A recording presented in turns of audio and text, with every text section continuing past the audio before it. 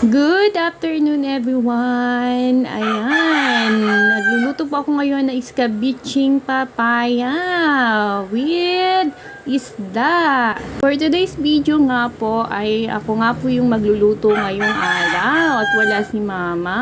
Di ko alam kung saan pumunta. So galing nga po si papa sa Mercedes. Marami siyang dalang isda. Kaya marami po yung nagawa dun sa isda. Yung iba nga po ay nilagay muna sa rep. At kahapon nagluto na kami ng sinabawang isda at prito.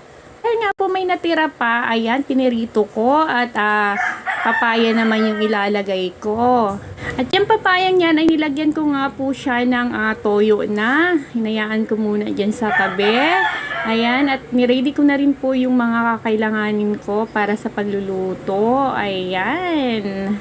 At gigisa ko na rin po yung bawang sibuyas at ang ginger. Alam niyo po ba, ngayon lang po ako makakaluto nito ng iskabichi. Si mama po lagi yung nagluluto at nakikita ko hindi siya naglalagay ng toyo. Ayan, ngayon ay lalagyan ko siya ng toyo. Alam niyo naman na ako ay talagang pag ako nagluluto ay gusto ko ay kakaiba. Ayan na nga, nagisa na nga po ako ng bawang sibuyas. Ayan, medyo pa-brown-brown nga lang po yan ng konti. At ilagay na rin po yung kanyang ginger. O, ayan. Ang bango-bango nga po. Habang ginigisa mo ay talagang parang sarap-sarap. Ayan. Ayan, medyo pa-brown-brown nga lang po yung bawang sibuyas niya at yung luya. At ilalagay ko na rin po yung papaya dyan. O, ayan. Ayan, 12 o'clock na nga po ay hindi pa ako nakakaluto ng ulam. Nagprito pa nga pala ako ng isda. Yan, kasi ihahalo ko po siya dyan sa iskabichi. Ayan, medyo brown-brown na nga rin po siya.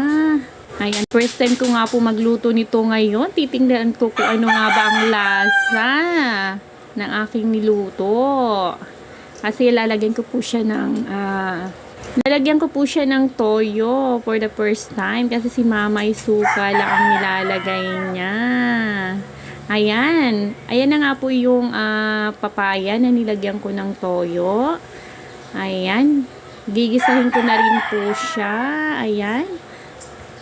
Ayan. Haluin muna natin yung papaya kasama na yung bawang sibuyas at ang luya.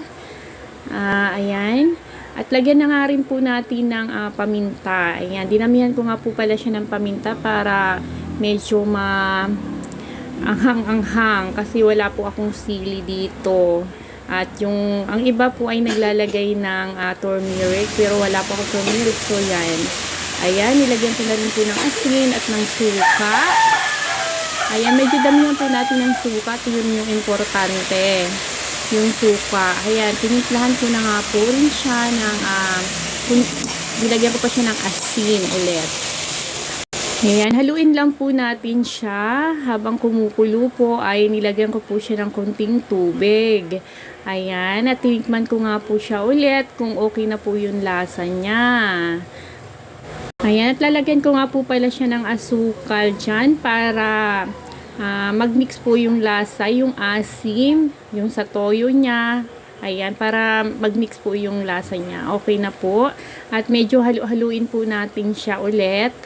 Ayan, at ilalagay ko na nga rin po yung pinirito kong isda. Ayan, okay na nga po yung lasa niya at nilagay ko na po yung isda. At medyo para may lasa rin po ng pritong isda pag mimix sa gulay. Ayan.